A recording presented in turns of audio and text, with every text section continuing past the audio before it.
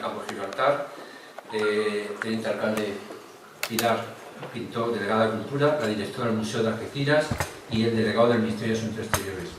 Demás autoridades civiles y militares, amigos todos de la Comandancia Naval, buenas tardes y bienvenidos a este centro documental José Luis Cano que gentilmente nos ha proporcionado el Ayuntamiento de Algeciras, y donde vamos a tener el placer de poder disfrutar de la conferencia Morir en la Mar, el hundimiento del Dragaminas Guadalete, impartida por el comandante de Infantería del Ejército de Tierra en situación de reserva, don Ignacio Moyá Ayuso. La Comandancia Naval pretende con este acto y tras los eventos de la exposición y conferencia sobre el ilustre marino Blas de Lezo, continuar contribuyendo de esta manera a difundir el rico patrimonio histórico, cultural y naval. Invitado por la Comandancia Naval de Algeciras, con la colaboración del Centro Documental José Luis Cano y con la colaboración del Ayuntamiento de Algeciras, recibimos hoy a don Ignacio Moyá Ayuso. Como ya he dicho, es comandante de Infantería en situación de reserva. Durante su trayectoria militar ocupó destinos operativos como oficial en el Grupo de Fuerzas Regulares número 54 de Ceuta y en el Grupo de Operaciones Especiales en Colmenar Viejo, entre otros, antes de pasar a la Reserva Transitoria en 1993. Actualmente es máster en Dirección Comercial y Marketing, graduado en Comunicación por el Instituto Dale Carnegie, diplomado superior como presentador de radio y televisión y socio director de la empresa de formación Avante Consultores, además de ser un reconocido profesor en escuelas de negocios y experto entrenador en habilidades comerciales, sociales y directivas. Colabora habitualmente en los ámbitos empresarial y militar, como conferenciante en las áreas de liderazgo, motivación y ventas. Nuestro conferenciante, en paralelo con su actual dedicación profesional, se ha ido convirtiendo en un divulgador de la historia, y en particular sobre el descubrimiento de América y su posterior conquista, impartiendo diferentes conferencias por todo el territorio nacional. Ignacio Moyá nos presenta hoy un relato muy de nuestra Armada, ya que nos va a hablar del hundimiento del Dragaminas Guadalete, una tragedia ocurrida en marzo de 1954 en aguas del Estrecho, y que, como él apunta, se trata de uno de los sucesos más tristes y desconocidos de nuestra Marina de Guerra. Pensemos que de una dotación de 78 marineros, 34 de ellos murieron o desaparecieron en la mar. Además, nuestra ciudad, Algeciras, está muy vinculada a ese triste naufragio, ya que desde nuestro puerto se organizó y se llevó a cabo el rescate final de los supervivientes. Ignacio Moyá dice que a él siempre le gusta un honor hablar de marinos ilustres de nuestra historia, como Colón, Elcano o Pedro Menéndez de Avilés, pero que hablar precisamente de estos marinos del Guadalete le produce una especial emoción, al tratarse de un puñado de héroes que se dejaron su vida o que estuvieron a punto de hacerlo en el año 1954. No hay que irse muy lejos para encontrar de lo que es capaz de hacer el sentido del deber y la capacidad de sacrificio de nuestros marinos, cuando el sistema se lo contiene. Sin más, conozcamos lo que se le ocurrió al Dragaminas Guadalete. Tiene la palabra el comandante don Ignacio Moyá.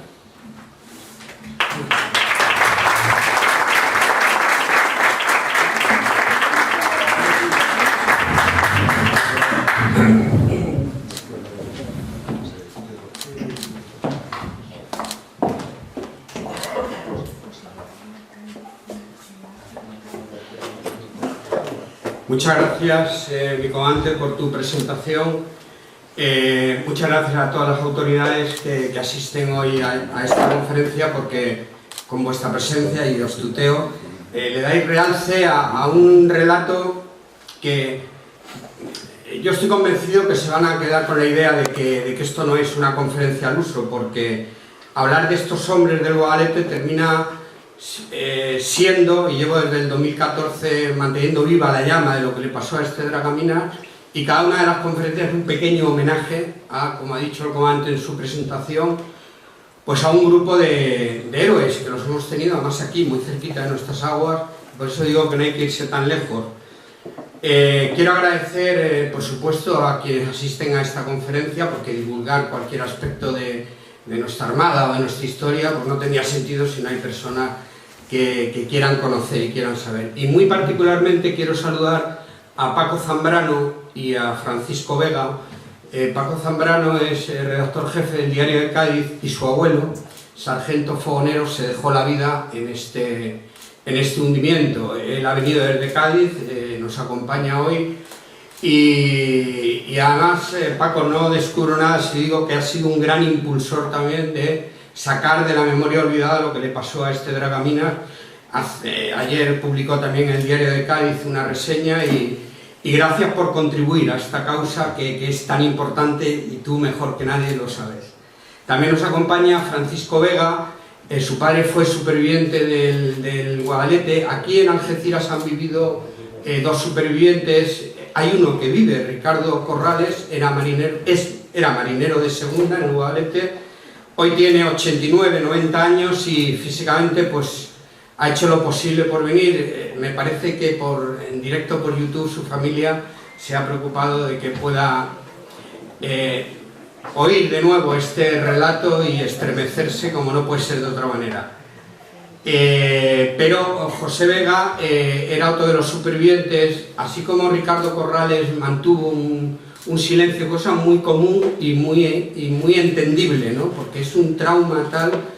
Vais a ver que van a ver que este es un hundimiento en el que hay previamente 20 horas de agonía en ese barco y lo que pasaron estos hombres a bordo del Guadalete y en la mar, que algunos estuvieron hasta 2 horas y media con hipotermia, eso no se puede olvidar. Y Ricardo Corrales, pues me consta por la familia que mantuvo bastante silencio y sin embargo tu padre, ¿verdad, Francisco? José Vega, pues lo hablaba y lo comentaba. Yo tuve la oportunidad aquí en Algeciras de visitarle un día y me dio un pequeño dossier con información del Guadalete. Esto que están viendo es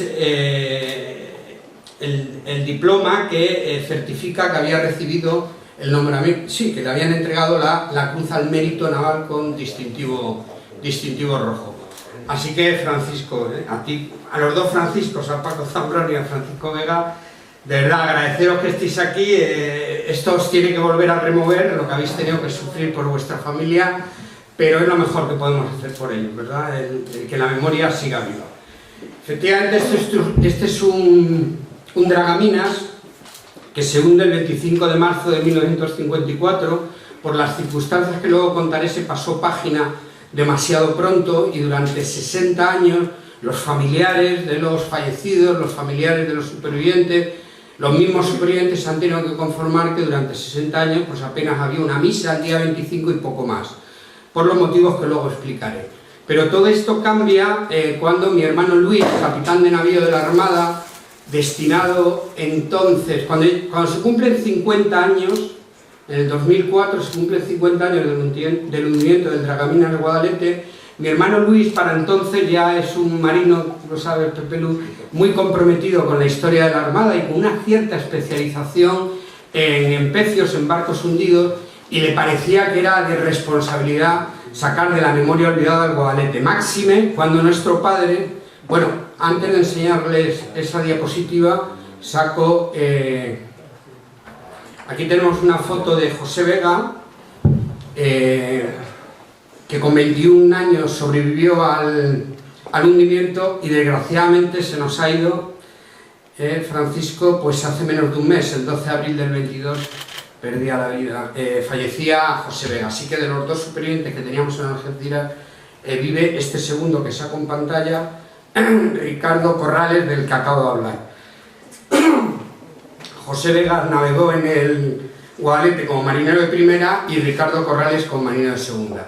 Pero estaba diciendo que mi hermano Luis tenía un cierto compromiso con sacar el relato de lo que le pasó al Guadalete, porque nuestro padre, el capitán de navío José Moya Maestre, había sido el teniente de navío comandante jefe del Guadalete hasta el 5 de marzo, quiere decir hasta 20 días antes de hundirse. En la Armada, a diferencia de lo que ocurre en los barcos mercantes, pues ellos, que me parece que tiene mucho mérito, Pepe Luz, que vosotros los marinos os hacéis con un barco y a los 2 años ya le pueden pasar a un patrullero, le pueden pasar a un submarino, y eso le ocurre a mi padre, que durante 2 años es el teniente de navío comandante del Guadalete, pero asciende a capitán de corbeta y entonces tiene que dejar de manera natural el barco y le hace el relevo al teniente de navío González Aldama, que en su primera navegación se va a encontrar con el mayor temporal que se conoce en la hemeroteca en el mar Mediterráneo, un temporal de levante, y unido, ya con esto estoy diciendo las 3 causas que se van a conjugar por las que se va a hundir el Guadalete,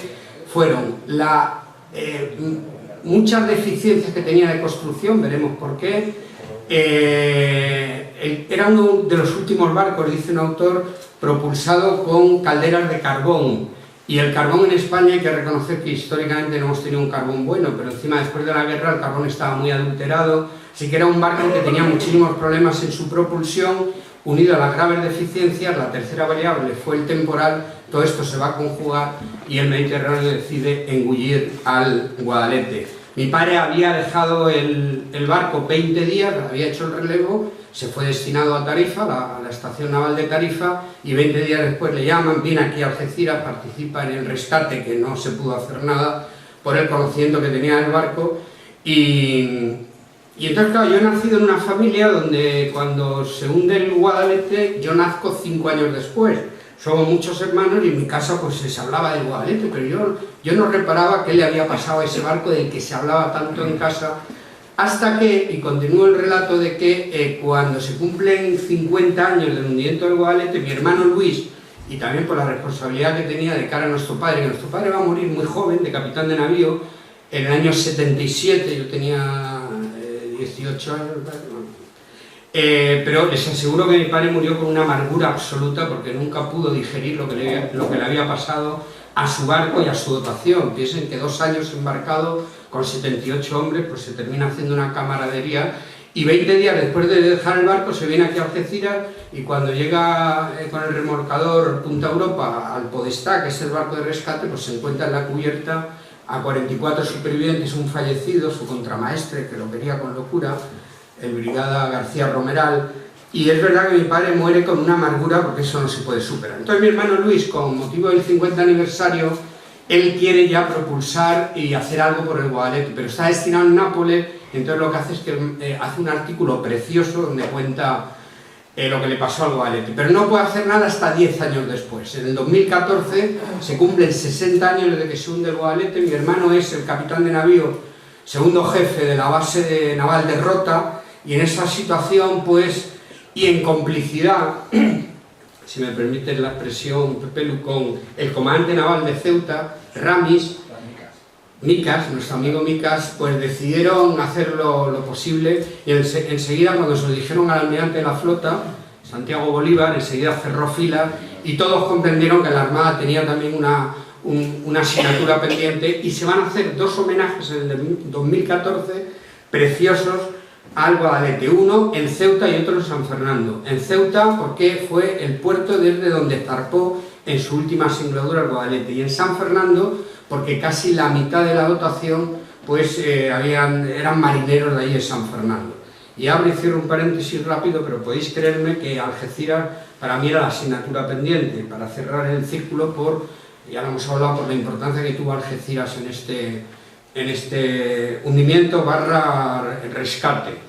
Y en el 2014 se hacen sendos homenajes, lo veremos al final de la conferencia, y allí en Ceuta se puso un monolito que recuerda hoy a los 78 hombres del Guadalete, y en San Fernando se puso una placa preciosa en el cementerio, donde al final van a recuperarse 13 cadáveres solo de los 34, 6 al día siguiente lo va a hacer el destructor Ciscar, que salió de Cádiz, fue a la zona de hundimiento del Guadalete. Guadalete se hunde a 19 millas al este de Ceuta y 30 millas al sur de Marbella.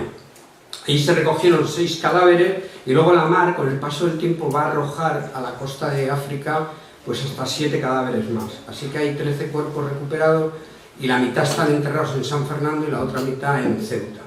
Y algunos sueltos que la familia se los ha llevado concretamente a Bilbao, lo veremos luego también, a Bilbao y a Logroño. Y es ahí cuando yo voy a la ciudad de San Fernando y escucho a mi hermano Luis dar esta conferencia, y me quedo absolutamente impactado. Digo, con razón, mi padre y mi familia hablaban del Guadalete. Entonces le pido a mi hermano Luis que si me deja coger el testigo. Yo para entonces pues ya era conferenciante, y digo, Luis, es que esto hay que hablarlo desde luego en Madrid, se lo tenemos que contar a nuestra familia, porque es que ni siquiera nosotros sabíamos. Y por eso estoy justificando un poco qué hace un comandante del ejército de tierra hablando de temas de la mar. Yo quise ser marino, también debo decirlo, pero por el daltonismo no pude ingresar en la escuela naval, así que cambié las cocas de la Armada por el emblema de infantería, que tampoco es mal cambio. Y estaba en regulares y boina verde en operaciones especiales. Pero sí, yo desde el 2014, que le hice el relevo a mi hermano Luis, pues como he dicho ya, pues impartiendo esta conferencia, invitado por muchas delegaciones de defensa, por comandancias navales, y ojalá que podamos seguir manteniendo viva la llama. Y bueno, pues vamos a ver qué le pasó al Dragaminas Guadalete. El rumbo que pretendo seguir pues es contarles primero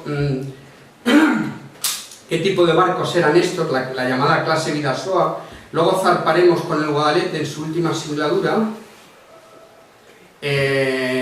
Luego les contaré lo que, entre comillas, le llamo un hundimiento inoportuno, y terminaremos haciendo hoy, aquí esta tarde, nuestro particular homenaje a la dotación del Dragaminas Guadalete. Este tipo de barco, la clase Bidasoa, obedece a lo siguiente. Cuando terminó nuestra guerra civil, una de las conclusiones que sacó la Armada es que España definitivamente se tenía que dotar de buques dragaminas. Dragar minas, bueno, hago aquí una salvedad, Pepe, mi comandante, soy del Ejército de Tierra, creo que cuento este relato con rigor, pero te pido, de verdad te lo digo, que si cometo algún disparate, y no solamente nuestro comandante naval, sino, no sé si tenemos de los meridianos, alguno hay. Pero me consta que aquí tiene que haber marinos también. De verdad que si cometo algún error, corregirme, porque creo que aquí estamos para arrojar luz a esto. Una de las conclusiones que saca la Armada es que necesitamos dotarnos de buques dragaminas. Dragar minas es dragar, es sacar de la mar lo que sea, minas, pues artefactos explosivos. Y la Armada no tenía en dotación este tipo de barco. Después de la Guerra Civil, nuestro litoral estaba lleno de minas, y entonces con responsabilidad la Armada asume el que hay que construirlos, y se toma la decisión de construir 14 buques dragaminas, los 6 primeros con propulsión a carbón y los 6 siguientes con propulsión fuel o diésel. Y hasta ahí pues una decisión absolutamente responsable y bien tomada. Pero el problema que tenemos, y aquí se va a empezar a derivar el asunto hacia una situación pues catastrófica, que va a terminar, y es las causas por las que se hunde el Guadalete, pues tiene que ver con esto que digo ahora, es que claro, cuando terminamos la Guerra Civil, España sufre un absoluto aislamiento, y el único cordón umbilical que teníamos era con Alemania.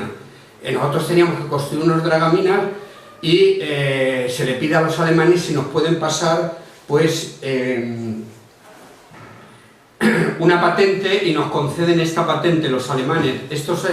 Luego nuestros dragaminas pasaron a llamarse los dragaminas del Báltico, porque Alemania, que por razones obvias pues era una potencia armamentística, habían construido casi 250 unidades de este dragamina, que a ellos les estaba dando un resultado bárbaro por dos motivos. Primero, porque las aguas del Báltico son tranquilas, cosa que no ocurre en España, porque lo mismo da el Cantábrico, el Atlántico. Incluso yo he aprendido que el Mediterráneo, cuando se pone bravo con el temporal de Levante, desde el punto de vista del gobierno, un buque se pasa muy mal.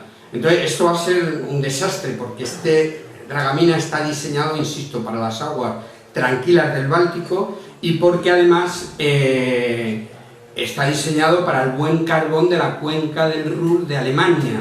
Luego estas son ya dos variables que nos va a hacer que este dragaminas, aquí vemos al primero de la clase Bidasoa, es un barco, a mí me gusta, está muy estilizado, es muy bonito, pero es fácil de imaginar que el francobordo, que es la distancia que hay desde la barandilla, empleo palabras profanas en la mar, pero desde la barandilla a la mar, ven que es muy estilizado. Eso, en el momento que estamos en aguas bravas, este barco tiende a embarcar mucha agua. Luego los imbornales, que son los agujeros por donde tiene que desaguar de manera natural el barco, están mal construidos.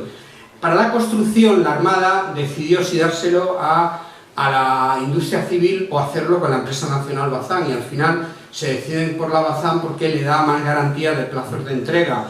Yo no tengo que convencerles de que España históricamente ha sido una nación grande en la construcción de barcos, y más grande todavía haciendo buenos marinos. No es por hacerte un guiño a ti, pero es que es verdad, España ha dado muy buenos marinos y muy buenos barcos, pero no inmediatamente después de la guerra. Los marinos sí, pero los barcos, había muchísimos problemas de construcción. Es un barco que con 62 metros de eslora de largo tiene cerca de 550 toneladas, por lo visto es un disparate, pero es que durante la construcción del barco le tienen que meter más hierro porque está habiendo defectos, y es un barco que sale desproporcionado de peso, tiene tendencia a hocicar, a meter la proa, desagua mal por los imbornales, y encima el frisado general del barco, es decir, la estanquidad del barco, es deficitaria, con lo cual un barco que mete el hocico, que embarca agua, que el agua se va a la popa, que no la desagua y tiene mal el frisado, pues yo digo que tanto mi padre como todos los comandantes que tenían que gobernar o mandar este barco, pues tenían muy poquito, creo que lo digo bien, tenían muy poquito margen de maniobra. Era un barco que te podía dar un disgusto en cualquier momento y tenían que tener mucha precaución. Las tres variables que he dicho se van a conjugar y eso justifica por qué se nos hunde el Guadalete. Encima, cuando el barco ya está agotado, los 7 primeros, resulta que Alemania, porque hay que instalarle toda la tecnología de dragaminas, pero Alemania no es que no quiera pasarnos la tecnología de dragaminas, sino que no puede. Alemania está perdiendo la guerra, está entrando en colapso y la Armada se encuentra con 4 barcos mal construidos que no pueden hacer la función de dragaminas. Entonces, con buen criterio, se les manda aquí a la zona del estrecho y se adjudican 2 de ellos, el Guadalete con propulsión a carbón y el Guadalhorce, construido poco tiempo después con propulsión fuel, se les envía a Ceuta para que hagan misiones de patrullaje. Hay que redimensionar su misión y para eso pues daba resultado. Mi padre estuvo 2 años con él. Es verdad que si se lee el diario de operaciones, pues se ve que cuando levanta el Levante, mi padre pues escribe que asomo la punta por Alucema, comprendo que hay levante y hay que dar la vuelta y tal. O sea que tenían que tener mucha precaución. Pero valía para hacer una labor de patrullaje. El protectorado de Marruecos está a punto de caer y la presencia de España era muy importante. Servía para vigilar lo que pasaba en los caladeros, que se nos metían los franceses, pero habitualmente estos barcos hacían, lo veremos ahora, pues Ceuta, Melilla, Peñones, Islas, etc. Bueno, ahí están los motivos que he dicho, el cúmulo de fatalidades, y pongo al final que la flota tenía que hacer acto de presencia ante la inminente independencia del protectorado español. Aquí tenemos a nuestro dragaminas Guadalete, se le ve el humo negro del carbón y hay que hablar de los medios salvavidas, que eran insuficientes en este barco y en todos los barcos de la época. Hoy en día tenemos unas medidas de seguridad, lo mismo da ir en avión que en barco y tal, que las medidas son extraordinarias de seguridad, pero no en la época. Los medios salvavidas eran insuficientes. Tenía un bote a motor de 8 metros, lo vamos viendo en pantalla, situado en una cubierta superior, un bote más pequeño a remos, un chinchorro de 5 metros, 2 balsas neumáticas adosadas a los laterales del barco y 72 chalecos salvavidas, que van a resultar insuficientes para los 78 hombres que van a bordo. Cuando el Guadalete ya está la situación muy delicada, hay un momento en que el comandante del barco le reprende al timonel, dice: no he dado la orden de ponernos los chalecos. Y el timonel le dice, el marinero de la caña le dice que no hay salvavidas para todos, chalecos para todos, será orden de que oficiales y suboficiales se lo pasen a la marinería.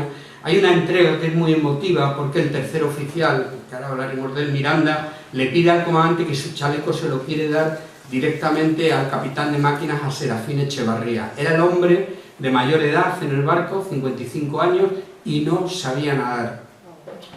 Así que le dio el chaleco, se dieron un abrazo y fue un abrazo de despedida. Efectivamente, Serafín Echevarría, el capitán de máquinas, pierde la vida y es uno de los cuerpos que con el tiempo la mar arrojó a la zona de Orán. Se recuperó el cuerpo, hoy está enterrado en Bilbao. Pues vamos con las últimas horas del Guadalete. Antes de eso les cuento, volvemos a reiterar que de una dotación de 78 hombres, 34 mueren o desaparecen. Hay 13 cuerpos recuperados, que luego les pongo un resumen de lo que ya vengo contando, y los 44 sobrevivientes. Todos ellos reciben la Cruz al Mérito Naval con distintivo rojo, y les cuento que entre la dotación más relevante está el teniente de navío González de Aldama, que es el comandante del buque, su segundo oficial, el alférez de navío Moreno, que era hijo del entonces ministro de Marina y era el segundo comandante del Guadalete. El tercer oficial del que acabo de hablar, el alférez de navío Pedro Miranda, jefe de operaciones, y el capitán de máquinas Echevarría, del que también acabo de comentar que va a perder la vida en el naufragio.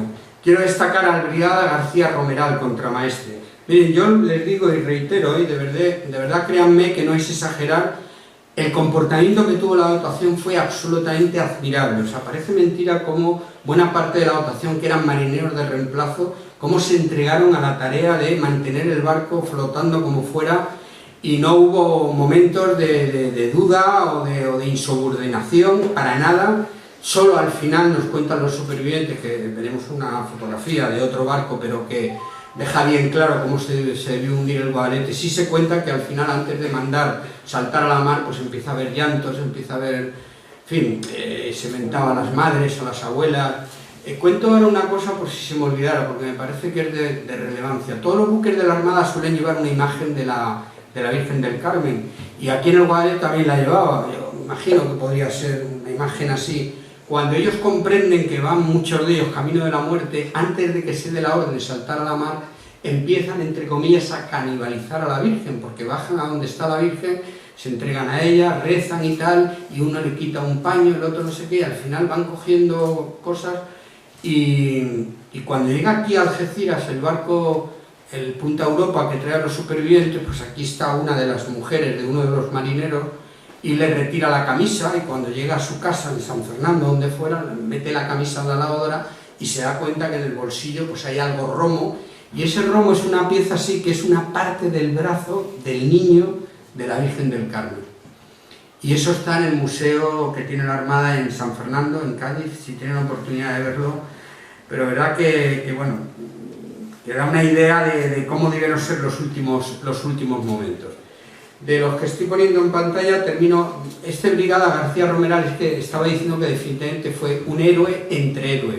Hizo una labor absolutamente soberbia, sobre todo en la cubierta, durante el temporal, que era insufrible, pero él va a terminar llegando al barco de rescate, subiendo con muchos problemas, pero él no quiso subir al barco de rescate hasta que sus marineros no salvaran la vida, y estaba viendo cómo la perdían algunos. Verán el rescate como fue dramático, y cuando él llega a la cubierta del mercante italiano Podestà, que fue el que socorrió a los marinos del Guadalete, perdió el conocimiento y ahí murió.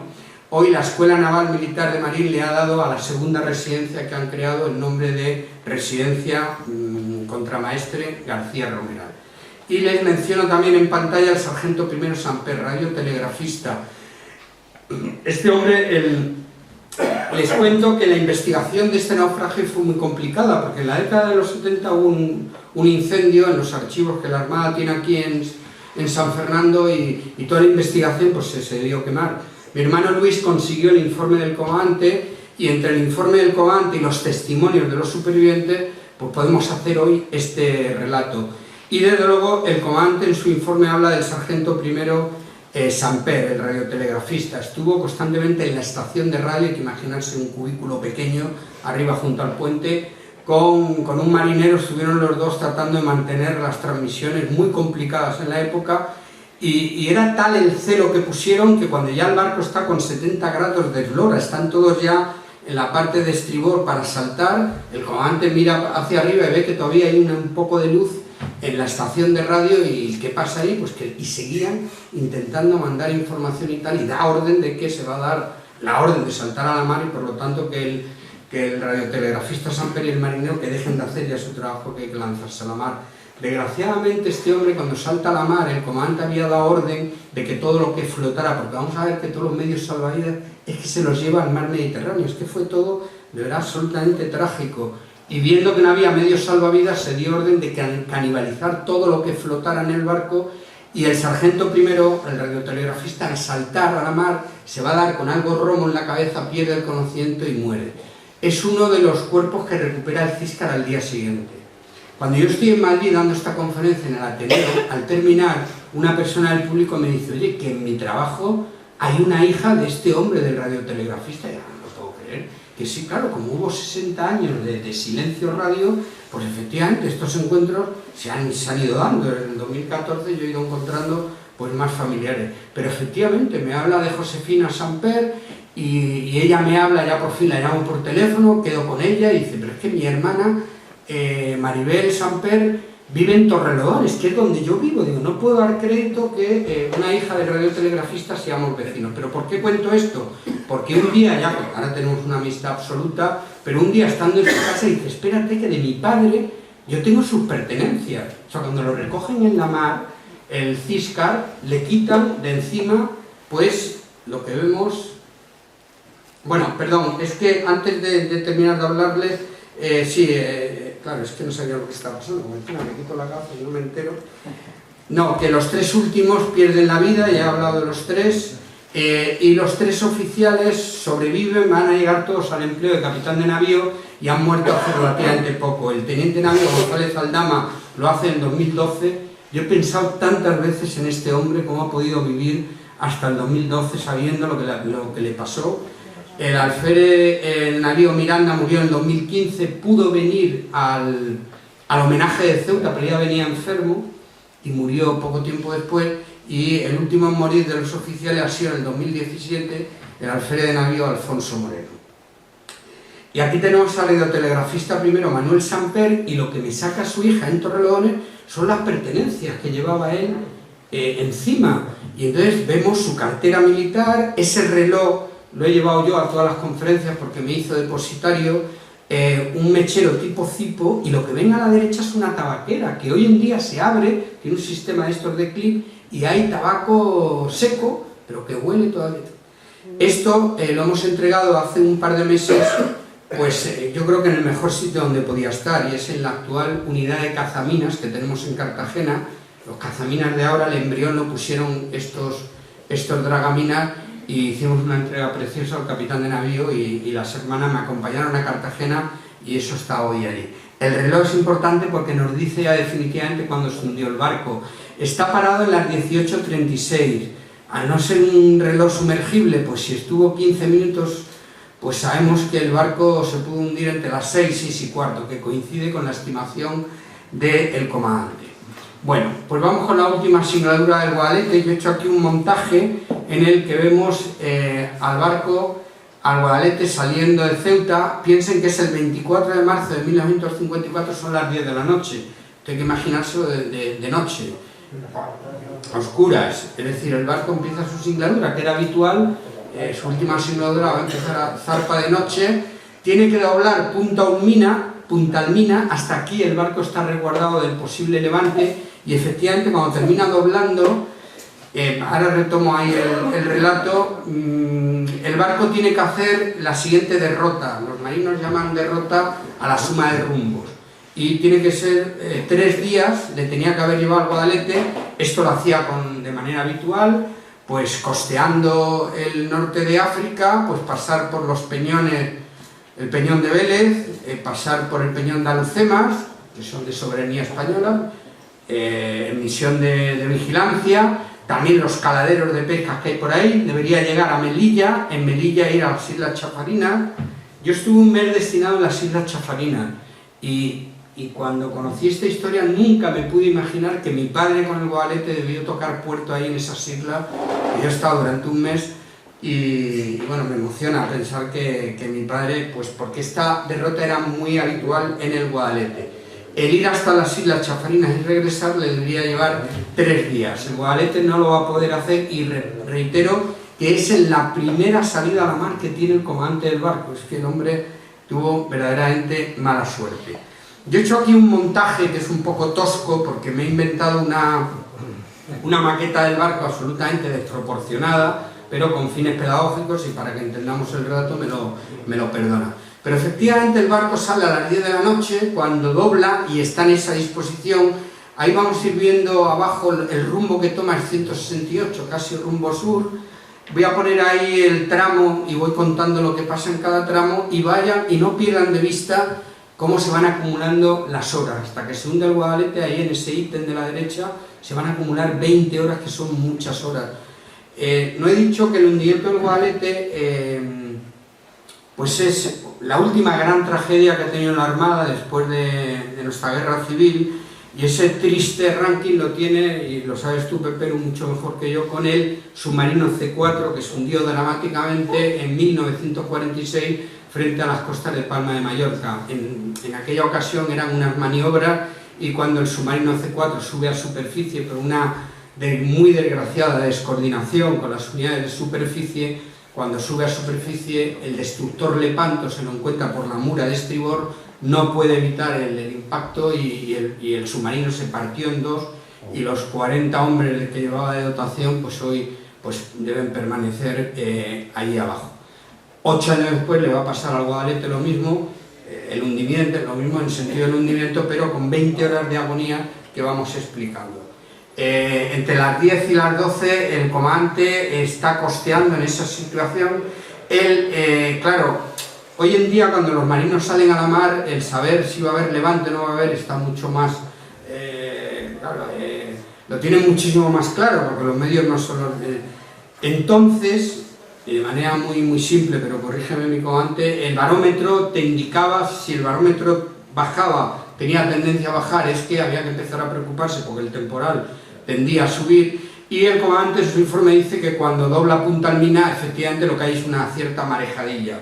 Pero una vez que empieza a navegar, el levante le está dando por la mura de estribor, y yo en este punto digo que ningún barco tendría problema con el nivel de levante que había entonces, pero ningún barco excepto este, que tiene un francobordo tan bajo y el levante está pegando contra su costado y está embarcando agua. No tendría que pasar nada por embarcar agua, pero como el agua se está, por el mal frisado, se está impregnando los compartimentos que hay abajo, el carbón empieza a ser agua, con el agua empieza a ser una pasta. Y hay un problema, y es que hay una escotilla por donde el capitán de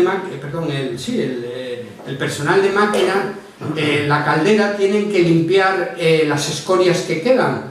Este es un barco que, entre comillas, según una vez que sale de fábrica, si el barco va bien, esta misión de quitar la escoria que se va depositando, el socarrat, si me lo permiten, de las paellas, eso hay que quitarlo sí o sí, porque si no, no combustiona bien la caldera. Pues esto debe hacerlo el barco, si está en buenas condiciones, lo debe hacer cada 6 horas. Aquí ya el Guadalete, ya los fogoneros tienen que estar haciendo penosamente esta tarea pues cada 3/4 de hora o así. Pero es que a la hora de quitar las escorias hay que sacarlas fuera, sí o sí, por un sistema de polea, pero no pueden hacerlo porque cada vez que abren la escotilla entra demasiada agua. Y entonces aquí es donde el comandante cambia el rumbo y empieza a poner ya, y son las 3 de la mañana, un rumbo hacia la bahía de Alucemas, porque le empieza a preocupar que empieza a bajar el barómetro, que está golpeando mucho el temporal al costado de babor, y él piensa que se tiene que refugiar en Alucemas. Pero hay un punto en que ya ha saltado súbitamente el temporal y el capitán de máquinas le dice al comandante que le tiene que dar un rumbo más cómodo y tiene que proteger los costados, porque si no, no hay manera de que las dos calderas que lleva el barco a popa y a proa puedan hacer esta maniobra. Y entonces el comandante toma rumbo 73 grados, está poniendo la proa a la mar, está cogiendo el temporal por proa. Es verdad que está protegiendo los costados, y tan verdad es que una de las calderas se consigue limpiar perfectamente y la otra casi a mitad. Pero ya el temporal es de tal envergadura, está embarcando tanta agua el Guadalete y se está inundando peligrosamente la caldera de popa, y además el compartimento del servomotor. El servomotor está justo en la popa del barco, es la dirección asistida que tenemos en el coche, que se puede accionar desde el propio compartimento, pero el marinero de la caña, timonel, le está diciendo al comandante que de manera intermitente se está quedando sin maniobrabilidad a nivel de timón, con lo cual el comandante se está dando cuenta que hay dos variables que empiezan a ser muy peligrosas, que le falta potencia y que encima la caña está dando problemas. Tampoco pueden mandar a un marinero al compartimento porque la mala estanqueidad del barco ha hecho que los humos altamente contaminantes están en el compartimento del servomotor. Bueno, y en este punto el comandante verdaderamente está ya muy preocupado. El temporal es fuerte, están a 90 millas de Alucemas y aquí decide hacer la ciaboga. No está bien colocado ahí el barco en su situación real. La ciaboga, dicen los marinos, que es virar 180 grados, pero claro, para eso cualquier mando de un buque necesita tener potencia y maniobrabilidad. Y es una operación muy complicada que le va a costar muchísimo al comandante conseguirlo. Se va a atravesar el barco, cuando un barco se atraviesa en la mar, pues es casi el principio del final, y hasta 3 veces se va a atravesar el Guadalete en todo esto que estoy contando. Por fin el comandante ya consigue hacer la ciáboga y ahora comprende que misión es llegar al estrecho. Ya el temporal es tan grande que él presume. A todo esto la radio está empezando a tener problemas de interferencia, porque tampoco los medios radio que había entonces, en el año 54, son los de ahora. Y se está dando una particularidad. El Guadalete escucha perfectamente las emisiones radios del Guadalhorce, que es el buque no gemelo del todo, es el otro Dragaminas que está en Ceuta, pero que tiene propulsión a fuel, y el Guadalete está escuchando perfectamente al Guadalhorce. Al revés, el Guadalete apenas se escucha, aunque sí sabe que el Guadalhorce escucha todo. ¿Por qué subrayo esto? Porque una de las ocasiones el Guadalete pueden oír con toda nitidez que salen buques a rescatar, a salvar al Guadalete. No va a ser posible porque efectivamente lo van a intentar 3 barcos, el destructor Ciscar desde Cádiz, la motonave Virgen de África desde... Tú corrígeme, Paco, también, si algún dato... Paco conoce bien esta historia. Virgen de África lo hace desde aquí, desde Algeciras, y también lo va a intentar el Guadalhorce desde Ceuta, pero los 3 barcos se tienen que dar la vuelta.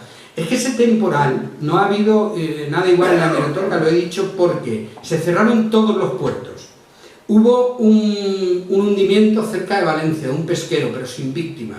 Y por lo tanto el comandante presumió y acertó que no habría apenas buques con quien encontrarse. Entonces su propósito era llevar el Guadalete desde luego al centro del estrecho, porque si algún barco podía estar transitando, navegando, tenía que ser por esa zona. En eso va a acertar porque desde luego se va a encontrar con el Podestá.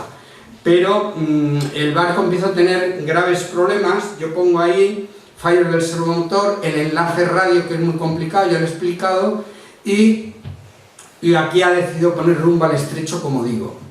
Ya tiene inundada la popa del buque, ya no solamente el servomotor, sino la caldera de popa, y el comandante ha tenido que tomar la decisión de sacar ahí a todos los fogoneros, llevarlos a la otra caldera, a la de proa, y tiene que estanquizar esa parte del barco. Así que un barco que con las 2 calderas le cuesta, este barco en condiciones de navegación sin problema da 16 nudos, que no es, bueno, lo propio, lo normal de un barco de este tipo, pero es verdad que el barco tiene que dar 120 revoluciones las calderas. Aquí cuando el capitán de máquinas se está quejando al puente de que no puede darle más potencia, es que está bajando alarmantemente a 90, a 80, y hay un punto en el que si las revoluciones, si las calderas no dan más potencia, el barco puede sobrepasar lo que llaman la velocidad de seguridad, que yo, por donde voy, pues cuento que es parecido como los aviones. Los aviones necesitan tener una velocidad de sustentación por debajo del cual el avión cae. Los barcos necesitan tener una velocidad por debajo, una potencia por debajo de la cual el barco puede hundirse. Y es lo que le está pasando con 80, 90 revoluciones. Entonces, encima con una sola caldera, pues la situación es muy angustiosa.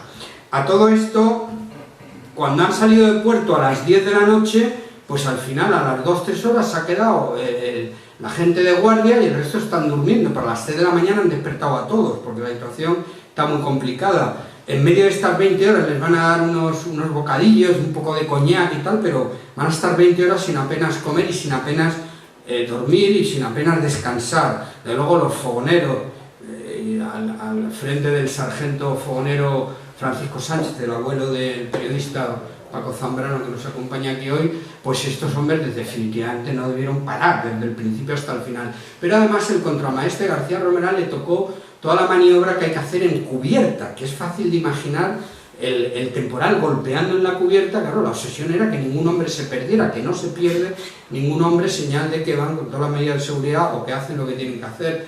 Hacen una maniobra que a mí me sigue sorprendiendo, ya creo que hoy no se hace, pero en los barcos hasta esa época se echaba aceite a la mar.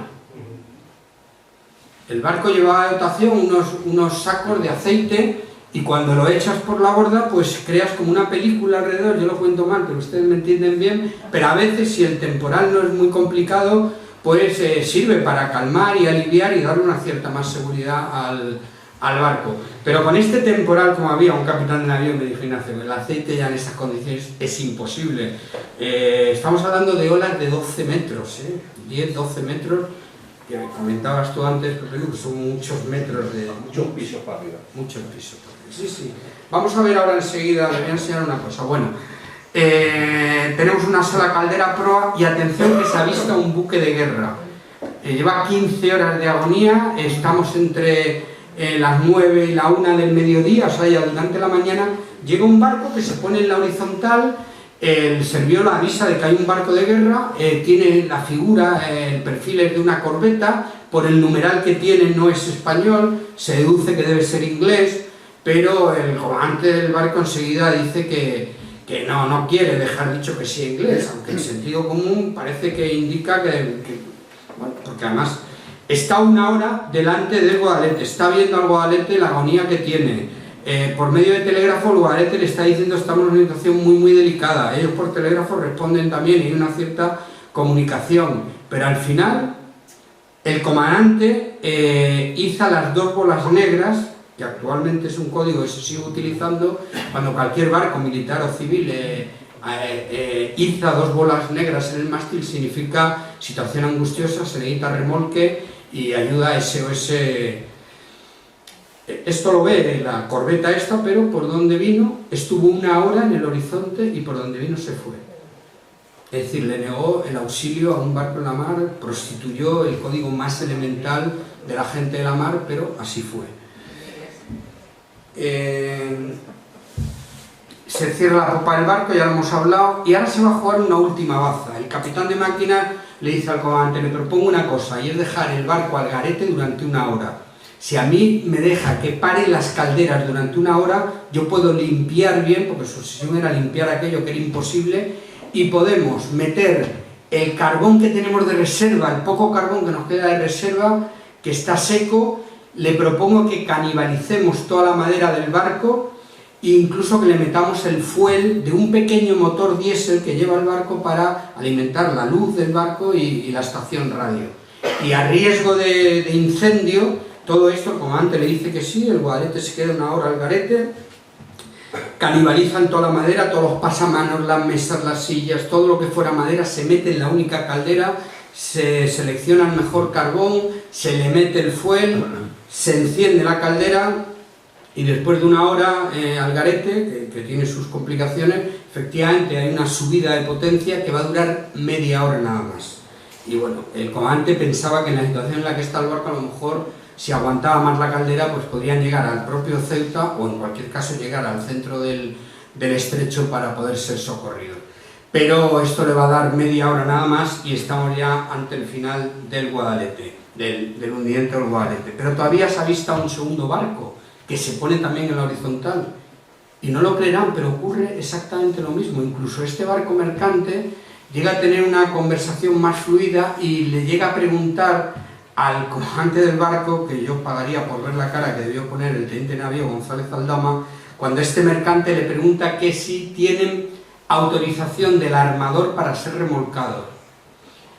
Y el comandante le dijo que sí, que absolutamente. Y se conoce que se lo pensaron bien y debieron pensar que meterme en este rescate me puede complicar la propia vida del barco. Eso es verdad, hay que tenerlo en cuenta y hay que ponérselo en el mérito al barco que sí que va a socorrer, porque pusieron en riesgo la propia vida de ese otro barco. Pero este segundo, por segunda vez el Guadalete, le niegan el auxilio.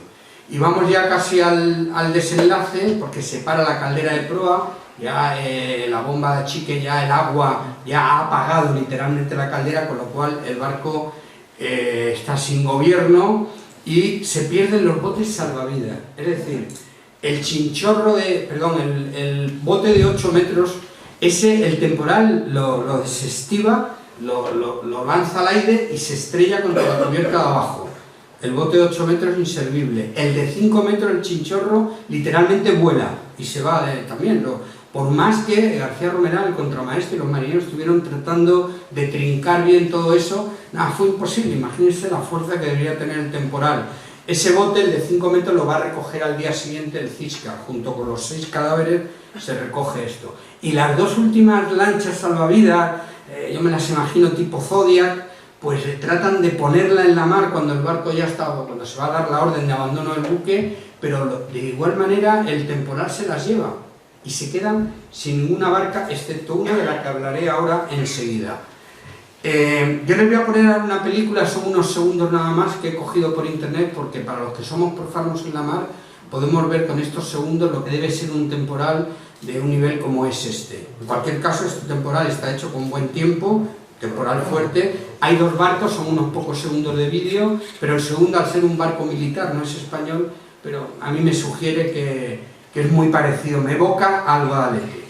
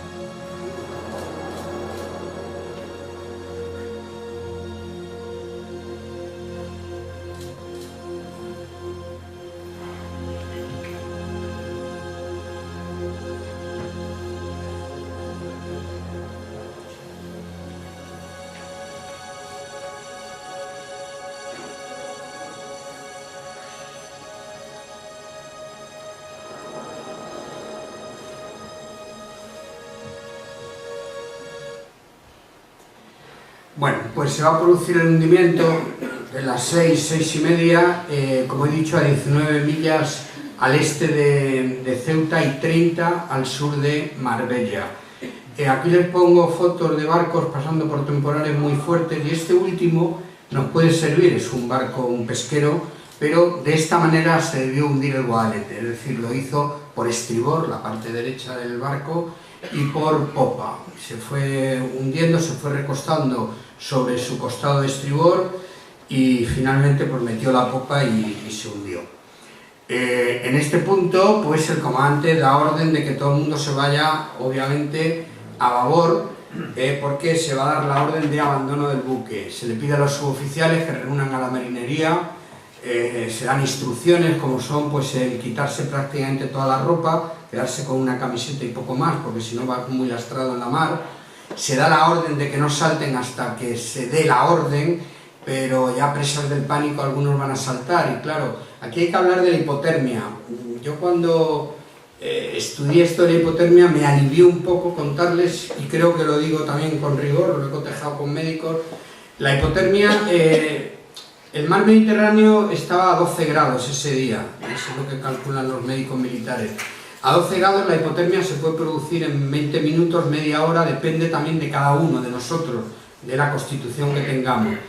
La hipotermia lo que te hace es que, como la temperatura basal baja tantísimo, lo primero que hacemos es temblar, es tiritar, porque es una reacción lógica del cuerpo para generar más calor. Inmediatamente se entumecen los miembros y finalmente, y esto es importante, se pierde el conocimiento.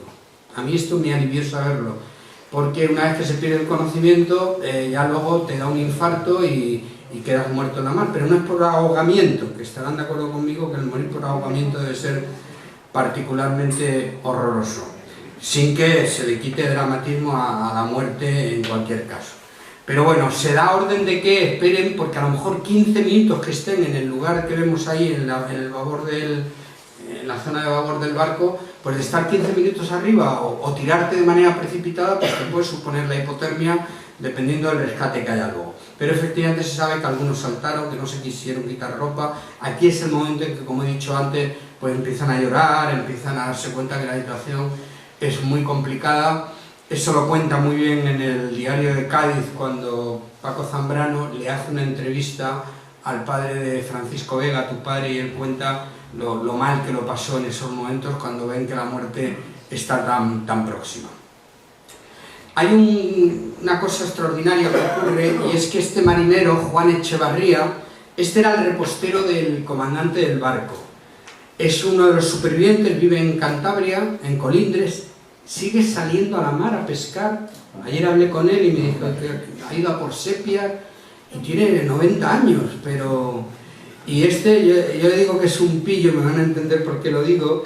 Lo que nos cuenta es que cuando él está en Santander le toca hacer la mili, el cuartel de instrucción y marinería lo hace en Ferrol.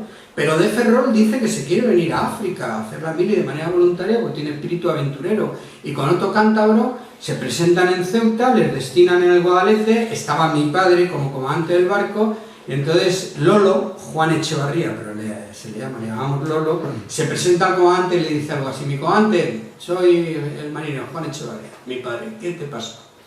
Pues que le quiero dar recuerdos de mi hermano Santiago, Santiago Echevarría, que estuvo con usted en la mili, en el barco, en el Sarmiento de Gamboa, cuando usted estaba... Ah, es verdad, me acuerdo de él. Pues que si quiere yo soy su repostero. Se buscó la vida. Y fíjense, porque es importante para lo que va a terminar haciendo. Este es un hombre de Cantabria, tiene 20 años, como todos los que estaban en el Guadalete, pero su familia tiene bar, luego conoce la hostelería. Él se ofrece como repostero. Una de las misiones pues es dar de servir a oficiales, suboficiales, estar a cargo del aprovisionamiento del buque y tal. Pero es probablemente el marinero o el marino de los que están en el Guadalete que lleva más horas de mar, porque desde los 10 años en su Cantabria natal su padre los sacaba a pescar. O sea, es un marino extraordinario, joven, pero muy fogueado ya en la mar, pero que lo tenemos ahí de repostero.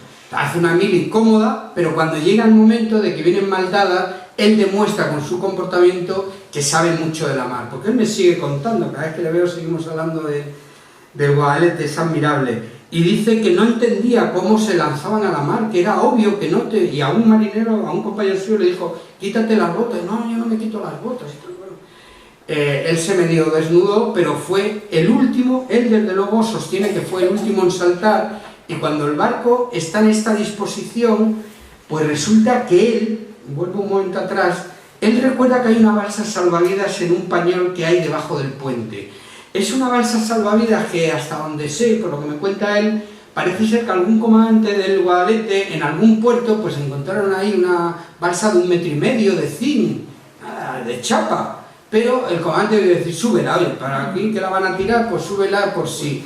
Y por sí, ahí estaba bajo el pañol, y él se acuerda de esa balsa, que es la única que queda en el Guadalete, consigue sacarla del pañol y consigue, cuando el barco está a punto de hundirse, ponerla en la mar. Ahí abajo hay 4 puntos, que son 4 marineros que ya están en la mar, subrayo que son 4 del norte. Pues cuando las cosas vienen mal dadas, nos vamos buscando entre nosotros, y ahí son 2 de Cantabria y 2 vascos los que esperan, y él consigue poner esa barca, ahora sí, muy humilde, de 1,5 metros, la pone en la mar, y claro, enseguida los 4 se suben en la barca, pero hay un efecto llamada en ese bote, y los que están ya en la mar empiezan a ver que hay un bote y van todos para allá, y hacen un acto de solidaridad. Yo no sé si lo haría en el caso de ellos, pero deciden bajarse los 4 marineros del norte, bajarse para darle más flotabilidad al humilde bote, y así conseguir que alrededor del bote pues se puedan enganchar y se hace pues una especie de corona de marineros alrededor del bote. Bueno, pues el barco, el comandante nos cuenta que una vez que ya se hunde el Guadalete, se crean 2 grupos de manera natural. Han saltado, sabemos que todos han saltado a la mar, no hay ningún cuerpo dentro del Guadalete, suponemos. Aquí me decía Paco Zambrano que aquí se pierde la pista de tu abuelo, porque él ha preguntado a supervivientes si alguno recordaba que en la mar hablara con el sargento fogonero Francisco Sánchez, pero no ha conseguido. O sea, que damos por hecho que su abuelo pues murió en la mar al saltar, como otros muchos. Pero se crean 2 grupos naturales. En el de la izquierda he subrayado en un color más llamativo, soy daltónico, me parece que es amarillo, he puesto a los 3 oficiales, y mientras que en la derecha, con el bote que está también desproporcionado, está en amarillo el contramaestre García Romeral. Nos cuenta el comandante en su informe que cree que había 400 metros entre los 2 grupos, y empieza ya la hipotermia a causar estragos, empiezan a morir ya algunos. Hay un superviviente que me da mucha lástima, porque este hombre no pudo ir vive en Torrevieja, en Alicante, y no pudo ir al homenaje porque su mujer tenía un Alzheimer ya muy profundo cuando en el año 2014, pero yo tuve oportunidad de ir a su casa y estando con él se me echó literalmente a llorar cuando contaba lo que le pasó a él en la mar. Bueno, que le pasó que él salta, muchos de los chalecos se pierden, es que los chalecos salvavidas, y yo creo que los que somos más mayores conocemos qué chalecos se llevaba entonces, que era corcho, un poquito de nylon y unas cintas de amarre muy precarias, y todos los cadáveres que recoge el Cisca, ninguno lleva chalecos salvavidas, señal indudable de que el chaleco no tenía bien los amarres y tal. Y a este hombre, cuando saltó a la mar, el de Torrevieja se le fue el chaleco, pero al rato pasó el cadáver de un compañero, le quitó el chaleco y él se lo puso, y él consigue sobrevivir. Pero lo que quiero decir es que ya en este momento pues están perdiendo la vida algunos por agotamiento, y por fin, cuando llevan una hora en la mar, ya se han perdido de vista los dos grupos, y en el que están los tres oficiales aparece el barco mercante Podestà italiano, al que le tenemos que estar eternamente agradecidos, porque este hombre no solamente se involucró, el capitán de la Marina Mercante, con su barco en el rescate, sino que además hizo una maniobra desde el punto de vista naval soberbia para poner a resguardo a los marinos del Guadalete. Este buque venía en lastre, ironía del destino, era un barco que había zarpado de Ceuta para llevar un cargamento de carbón, había entregado carbón en Ceuta y salía vacío, en lastre. Al ir vacío es un problema, porque entonces tiene más flotabilidad el barco y desde la cubierta al agua pues igual había fácil 8 o 10 metros de altura, y esto lo tienen que salvar los náufragos porque el comandante el capitán italiano no puede lanzar sus medios salvavidas porque por el mismo motivo que los había perdido el Guadalete, y lo que va a hacer es lanzar por su costado lo que se llaman escaleras de gato y amarras varias, y ahí se van a ir agarrando los supervivientes, y hay un primer rescate pues muy desgraciado, porque claro, le resultará fácil imaginar que con el temporal hay un momento en que el barco está vertical, y si tú te agarras a la amarra estás vertical, pero cuando empiezas a subir el barco se ha separado y hay un efecto pendular que golpeaban estrepitosamente contra el costado, y ahí muchos, y hay que imaginarse 20 horas, llevan ya una hora en el agua, pero llevan 20 horas sin comer, dejándose literalmente la piel hasta que saltan al agua, la hipotermia, las manos no obedecen, se agarran ahí como pueden, y muchos de ellos, por poco que les golpeara, pero es que además el golpe de ellos es tremendo, muchos salían despedidos y se perdían, alguno incluso cayó cerca de las hélices y demás. En este punto los tres oficiales consiguen alcanzar la cubierta, lo que cuentan ellos que les cuesta hasta 3 veces conseguir subir arriba. El comandante hay un momento en que ya no puede más y cree que va a abandonar, y su segundo le está dando voces y al final pues se agarra, que es lo que terminan haciendo todos, se agarran a la escala y desde arriba les izan. Cuando sube arriba el comandante pierde el conocimiento, le ponen una inyección de alcanfor, que eso siempre me ha llamado mucho la atención, y parece que tenía propiedades para recuperar, el Podestà llevaba eso de dotación, le pone una inyección y a los 5 minutos se recupera, y enseguida pregunta que cuál es la situación y dice, bueno, pues tenemos aparte de la dotación, pero claro, él recuerda al comandante que hay otro grupo que se ha alejado, ya son las 8 de la noche, a esa oscuridad absoluta, así que el comandante le pide que siga maniobrando para buscar al otro grupo, y el capitán de la Marina Mercante se sigue comprometiendo y hace maniobra y consigue encontrar al otro grupo que lleva ya 2 horas y media. Quizás yo ahí he puesto demasiados marineros en el agua, quizás fueran ya muy pocos. Se mantienen alrededor del bote, pero consigue localizarlos el Podestà, y este último rescate es absolutamente trágico, porque ya no tienen fuerza y son muy pocos los que consiguen subir, pero esos pocos son gracias a que el contramaestre García Romeral desde abajo ha conseguido fijar el bote, pero no consienten subir si no lo hacen todos y cada uno de los marineros que están con él, como ya he contado, y finalmente cuando él sube arriba a la cubierta pierde el conocimiento y muere. El contramaestre García Romeral. Bueno, pues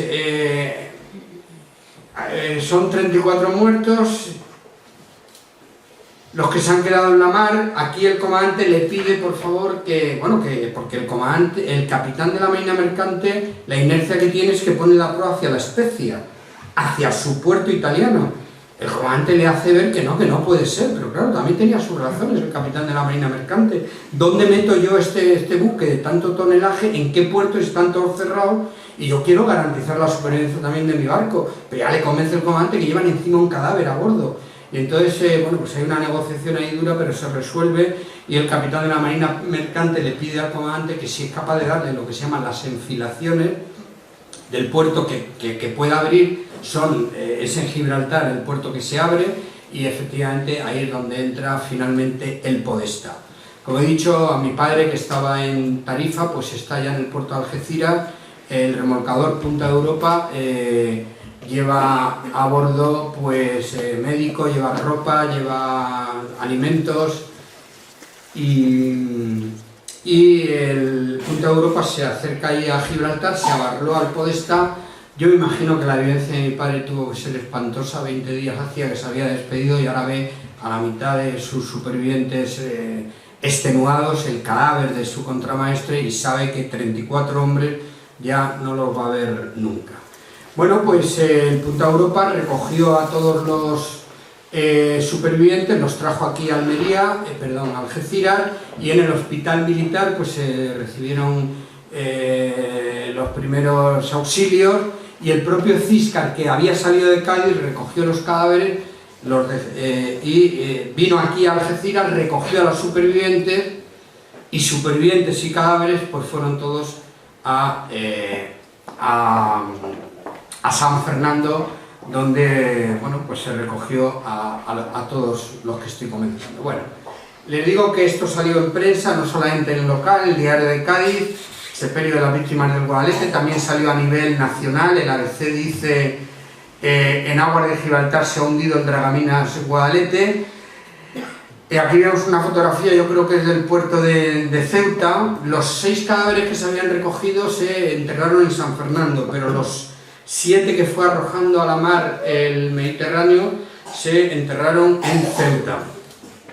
¿Por qué digo que es un movimiento inoportuno? Pues miren, estamos en la época de Franco, donde España era una auténtica autarquía, donde estábamos recién en absoluto aislamiento y donde había mucha precariedad, había pobreza, y nuestros niños se dice que no tenían las calorías básicas para poder vivir, hasta que los americanos pues ponen su vista a nosotros en España, porque por la situación que tenemos, y se hacen unos acuerdos por los que nosotros ofrecemos la posibilidad de hacer bases aéreas y la base naval de Rota conjunta con los americanos, y ellos a cambio pues nos ofrecen la ayuda esa del Plan Marshall, que ya estaban ofreciendo a toda Europa, y esto a España pues le dio la vida, ¿no? Porque Cruz Roja pues empezó a repartir la ayuda alimentaria, pues la leche en polvo, el queso, nos dio una ayuda militar que nos hacía mucha falta. Hay que añadir los créditos a muy buen interés, es decir, España estaba viendo el final del túnel, de una época muy negra, después de la guerra, en el año 54, pero lo que va a eclipsar el hundimiento del Guadalete es la llegada del Semiramis con los cautivos de la División Azul. Esto es una triste coincidencia. Cuando termina la Segunda Guerra Mundial han quedado en la Rusia con la División Azul han quedado 400 divisionarios. Stalin, de manera canallesca, pues no les aplicó el código deontológico de los prisioneros, y eso creó pues un doble dolor en las familias de los que habían mandado divisionarios, porque es que si no eran prisioneros de guerra oficialmente establecidos, Stalin no iba a dar información ninguna, con lo cual los familiares de los divisionarios, de aquellos 400 y pico, se acostumbraron ya a convivir sabiendo que sus familiares no iban a venir nunca.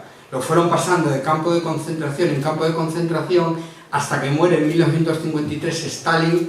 Hay un régimen de apertura, y por fin al año siguiente, en marzo del 54, se decide que los 200 y pico que quedan vivos, que desde el puerto de Odessa, en la actual Ucrania, pues que son repatriados a España. Lo hacen en este barco, el Semiramis, y ese viaje, fíjense que zarpa el Semiramis del puerto de Odessa el mismo día que el Guadalete zarpa de Ceuta. El Guadalete se va a hundir, y el Semiramis, que se pretende que llegue de manera triunfal el día 1 de abril del 54, porque se cumplen 15 años de la victoria del bando nacional, pues no lo va a poder hacer el 1 de abril porque el mismo temporal que ha engullido al Guadalete, los últimos estertores de ese temporal se lo encuentra el Semíramis, que entra por fin en la ciudad de Barcelona el día 2 de abril de 1954. La navegación del Semíramis desde Odessa hasta Barcelona colapsó a España. No había más noticias de lo que estaba pasando con el Semíramis. ¿Por qué? Porque Radio Nacional hacía unas conexiones en directo, una época que no había televisiones, y en esas emisiones que hacía de cuando en cuando el Semíramis, Radio Nacional le decía a España quiénes eran los cautivos que venían. Y a lo mejor una familia de Cáceres, de Trujillo, pues se enteraba, gracias a esa emisión radiofónica, que su padre, su tío, su hermano llegaban vivos a España. Entonces esas emisiones lo eclipsaban todo. Y tanto es así, a mí la familia Samper me ha dejado depositario de este diario Pueblo, un original de la época, y les digo que habla de la ayuda económica de Estados Unidos.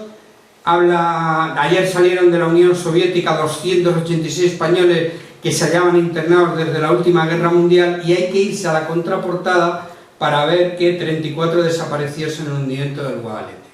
Así que desgraciadamente la gran noticia del Semíramis se eclipsó a la noticia del Guadalete, y por eso pasó al más absoluto de los ostracismos. Yo estoy terminando ya. Les digo que de los cuerpos recuperados, 1 en el buque Podestá, el contramaestre García Romeral, 6 les he dicho que fueron recogidos por el fiscal, entre ellos el radiotelegrafista, 5 los arroja al Mediterráneo, a la costa de Argelia, entre ellos el capitán de máquinas Serefín Echevarría.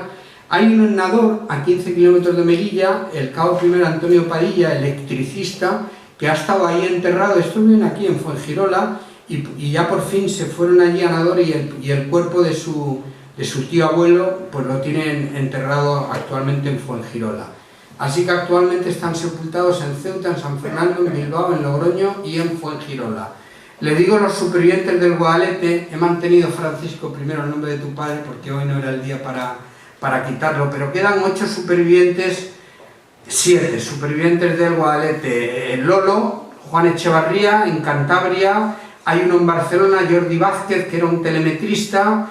Hay Justo Montesinos, este es el de Torrevieja, que tiene a su mujer con Alzheimer y que se me echó a llorar. Hay uno en Cartagena, Martín Vivanco, que salvó la vida porque a última hora el comandante consiguió engancharlo y llevarlo junto al Podestá porque se iba. Y hay 3 en la provincia de Cádiz. Uno en San Fernando, Jaime Beltrán, este es el radiotelegrafista marinero que salta junto con el suboficial radio que pierde la vida, y este vive en San Fernando, en Cádiz. Mantengo a José Vega, aquí en Algeciras, que nos ha dejado desgraciadamente el 12 de abril, lo digo bien, no se ha cumplido ni un mes desde la muerte de tu padre, Francisco.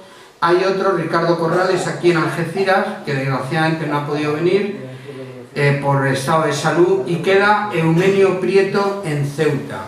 Un hombre que está bien de salud, con sus 90 años, y que cada 25 de marzo se va él solo al puerto y se tira toda la mañana del 25 de marzo junto al monolito recordando todo lo que le pasó con el Guadalete. Este es mi hermano Luis, capitán de navío, que 60 años después da la conferencia tanto en San Fernando. Todo lo que pasa en San Fernando es gracias, Paco Zambrano, hay que decirlo, al impulso que tú... Porque es verdad que en principio el homenaje estaba previsto para hacerlo en Ceuta, pero gracias al concurso del periodista de Paco Zambrano, nieto del sargento fogonero Francisco Sánchez, pues él desde el periódico ayudó mucho también a impulsar que el mismo homenaje se hiciera en San Fernando. Ahí ven una fotografía donde se está colocando una placa con los nombres de los que están ahí enterrados, y estas fotografías de abajo se corresponden con el acto que hubo en Ceuta, absolutamente emotivo. Formó la Legión, formó regulares, la Armada con la Atrevida, con el patrullero Atrevida, ¿no? Es una corbeta, eso es la Infanta Elena. Eso, la Infanta Elena, se sacó la bandera de la Infanta Elena para que presidiera el acto, y ahí vemos a la derecha el monolito que dice al Dragaminas Guadalete y su dotación, desde este muelle en el que tuvo su base y desde donde zarpó hacia su última singladura. Ejemplo del servicio de los hombres de la Marina de Guerra Española. La Mar pudo con 34 miembros de su dotación, pero no con su memoria. El puerto de Ceuta, 1954-2014. Aquí vemos una fotografía de los supervivientes. En el centro vemos al almirante de la flota, Santiago Bolívar. A su derecha está el presidente de la ciudad autónoma de Ceuta. A la izquierda, perdón, según vemos nosotros la fotografía, ¿verdad? El presidente, que no me acuerdo el nombre ahora. Juan Vivas, sí. A la izquierda está Lolo, el de las gafas oscuras es el marinero Lolo, que les digo que sigue saliendo a la mar. A la izquierda hay un almirante del estrecho. A la izquierda está Eumenio y a la izquierda es Beltrán, el último de la izquierda. ¿Quién era el almirante, has dicho? Manolo Ferreiro. Ah, Manolo Ferreiro. Y el último de la izquierda es el marinero radiotelegrafista también, el que salta a la mar con el suboficial radio. Y del almirante del centro a la derecha pues está el teniente de navío, capitán de navío Pedro Miranda, que va a morir unos meses después, y en fin, y otros supervivientes hacia la derecha, que yo ahora no identifico. No sé si tú, Paco, identificas alguno. Después está el presidente de Ceuta anterior, el presidente de la autoridad portuaria. Es verdad. Sí.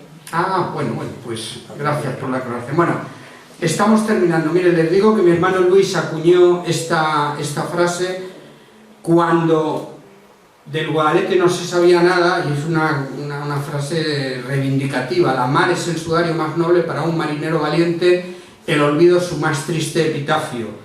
Afortunadamente la frase ya no tiene sentido porque estamos tratando de recordar siempre que se puede a estos marinos de nuestro Dragaminas Guadalete. Yo me gusta decir, para terminar, que este homenaje, los homenajes que se hicieron en Ceuta y en San Fernando, no van a significar nunca un final feliz, pero sí que pueden imaginar que restañó mucho las heridas, y estamos haciendo justicia con estos hombres que ahora, pues, bueno, me decía Francisco, hijo de José Vega, que su padre aquí en Algeciras, cuando sus amigos le provocaban o le amenazaban, dice: cuidado, que soy superviviente de Guadalete. Y efectivamente, pues vamos a terminar. Yo te voy a pedir, mi comandante, con tu permiso, y las autoridades, que nos pongamos de pie, porque vamos a ver ahora 2 diapositivas con los nombres de los 34 hombres que quedan en la mar. Lleva el fondo de La muerte no es el final, en su versión instrumental, y pretendemos con esto dar nuestro homenaje aquí en Algeciras a estos bravos hombres del Dragaminas Guadalete.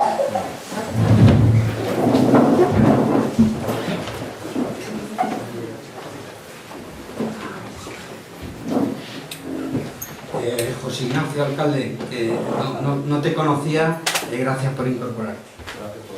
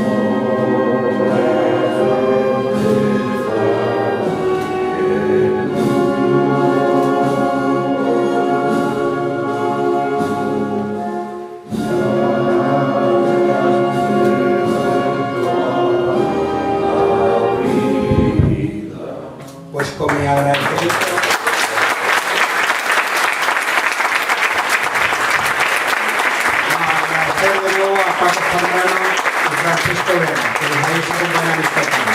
Muchas gracias.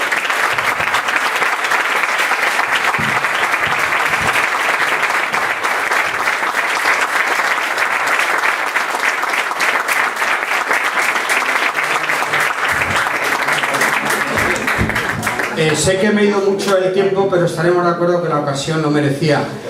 Si quieren, siéntense por favor. Si quieren hacer alguna pregunta que podamos responder, yo prometo ser telegráfico para no prolongar más la charla, pero si quieren hacer alguna... Sí, adelante, por favor. ¿Por qué cuando... Bueno, yo no entiendo de temas marinos, ¿vale? Empezando por ahí.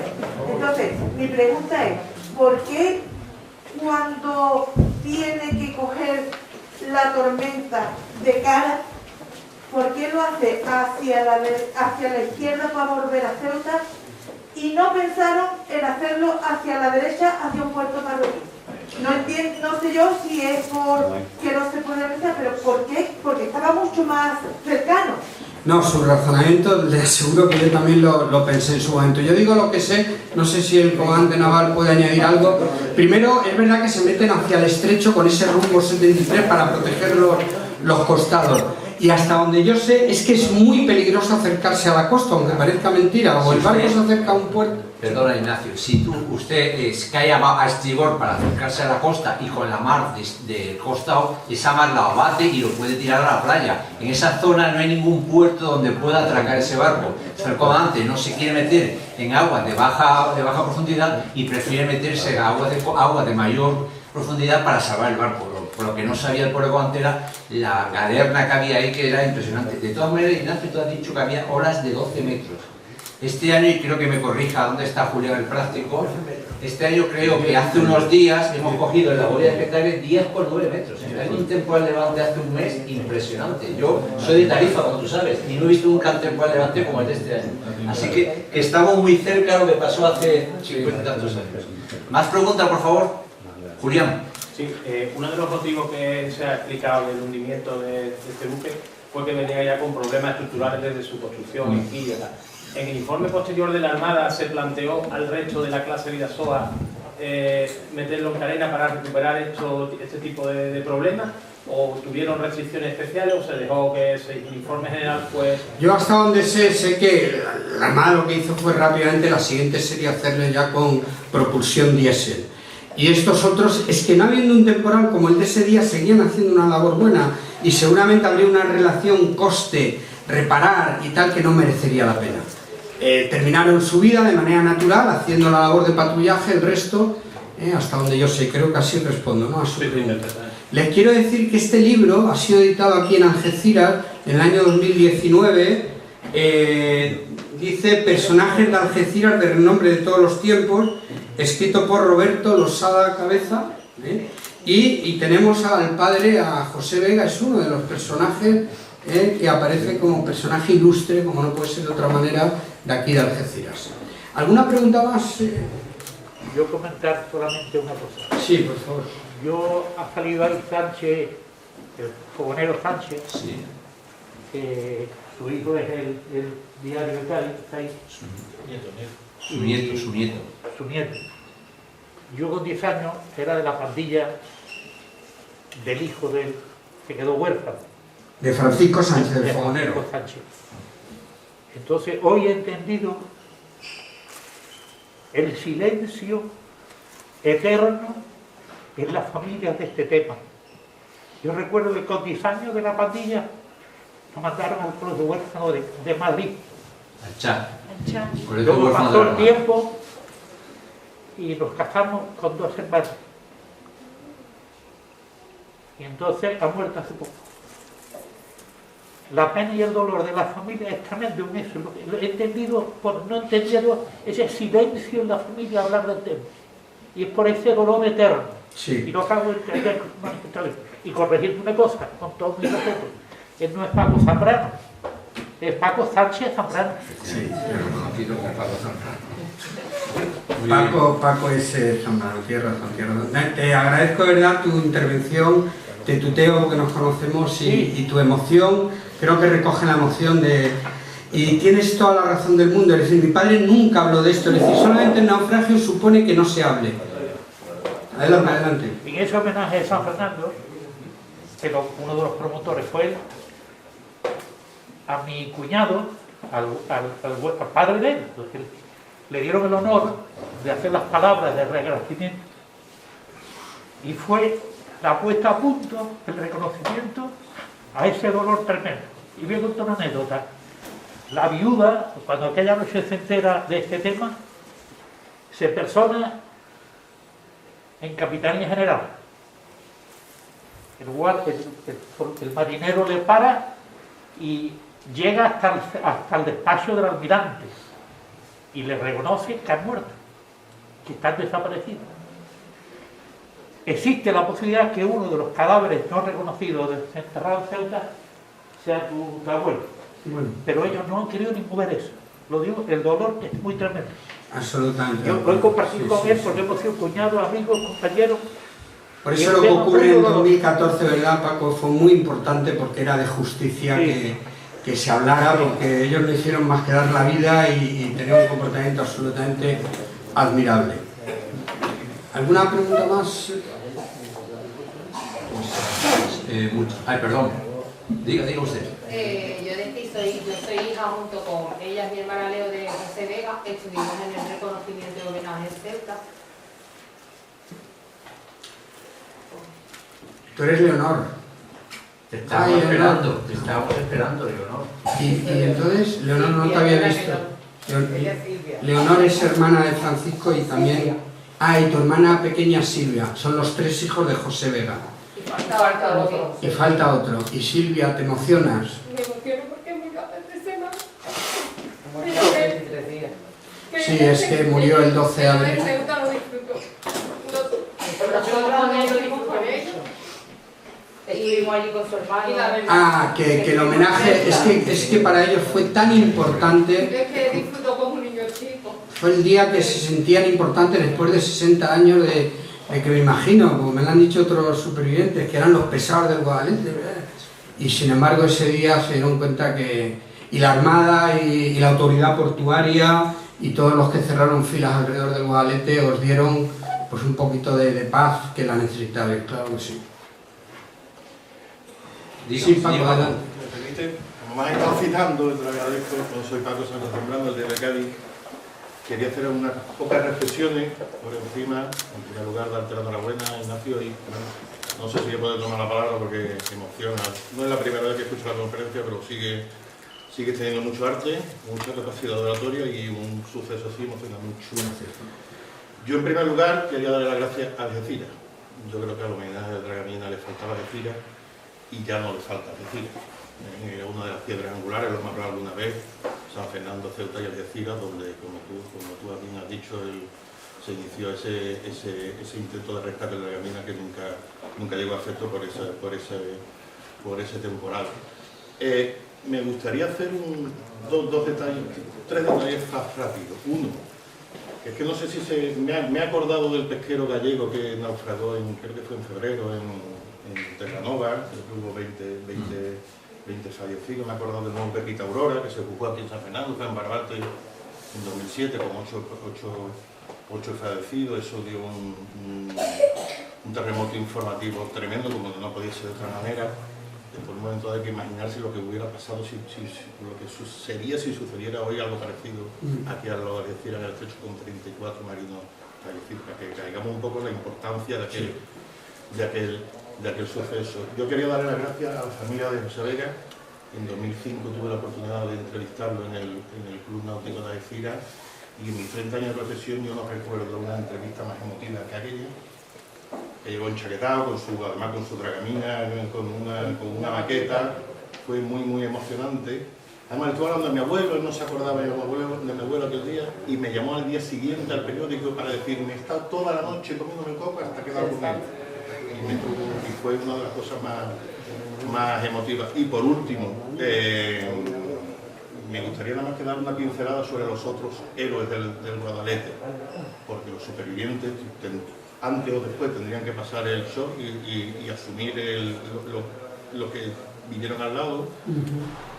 Hubo muchas familias que tuvieron que tuvieron el cadáver para enterrar a sus seres queridos. pero después está el dolor tan tremendo de aquellas familias que no pudieron integrar. Además, me estoy acordando de mi abuelo fallece con 40 y tantos años, con 4 hijos, la mayor de 16 y la pequeña de, yo creo que 6 o 7 años. Eso origina un trauma en la familia tremendo y además con un condicionante muy importante, que la legislación entonces era muy diferente a la actual. Ahora, para poder acceder para poder cobrar la paga por viudedad o por orfandad, no sé cuánto tiempo es, pero es un tiempo prudencial, y entonces, estamos hablando de los años 50, yo creo que se podría multiplicar por 10 y esperar cerca de una década sin poder tener acceso a ningún esos son los otros héroes. Sí. Y por último, gracias Ignacio, gracias a ti, a tu hermano, gracias a ti por esto, por mantener viva la llama del Guadalete. Solo eso. Muchas gracias, Paco.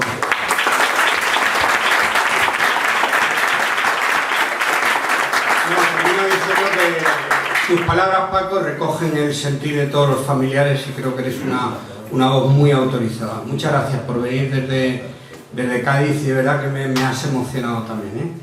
Por mi parte nada más, muchas gracias. Pues si te parece bien, Ignacio, agradecer sobre todo a los hijos y cuñados y nietos de los supervivientes y fallecidos en el naufragio, dar las gracias al Ayuntamiento de Algeciras, con su alcalde y su concejal de Cultura y director del museo, a Javier Muñoz, perdón, del Centro Cultural de José Cano, y dar una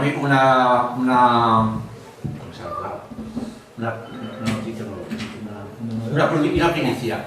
El 26 de mayo de este mes, 26 de mayo, tendremos en el Teatro Florida el concierto de la Unidad de Música del Tercio Sur aquí en Algeciras, de la banda de música del Tercio Sur de Infantería Marina. Pues muchas gracias y hasta la próxima.